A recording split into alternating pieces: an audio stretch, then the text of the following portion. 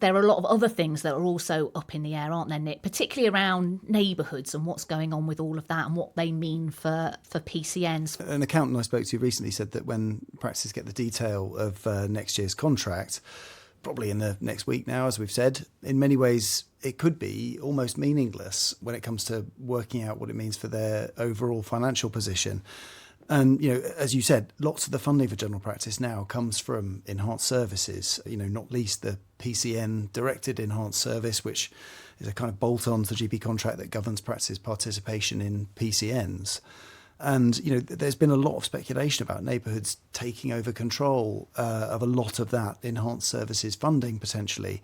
Also, questions about whether they'll effectively replace PCNs. And that means a lot of doubt over funding streams that practices are totally reliant on to remain financially viable.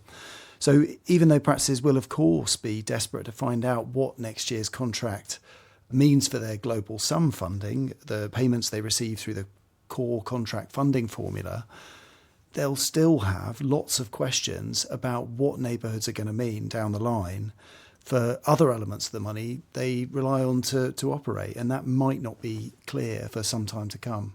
You mentioned earlier, we are expecting some guidance on neighbourhoods any day now. Do we know what that will cover? We don't have a lot of information on that, but what we're expecting is that model neighbourhood guidance will be published this month.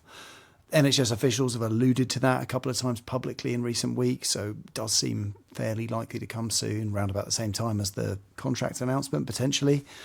But I think what we're likely to see from that guidance is more along the lines of the broad vision for neighbourhoods and the overarching aims. And it's less likely to provide the detail on contracts and funding, and therefore exactly what their relationship in that sense will be with PCNs, practices, and so on. And like we've said, basically that means that some of that uncertainty around the financial implications of neighbourhoods and the changes they're going to bring is still not going to be clarified just yet.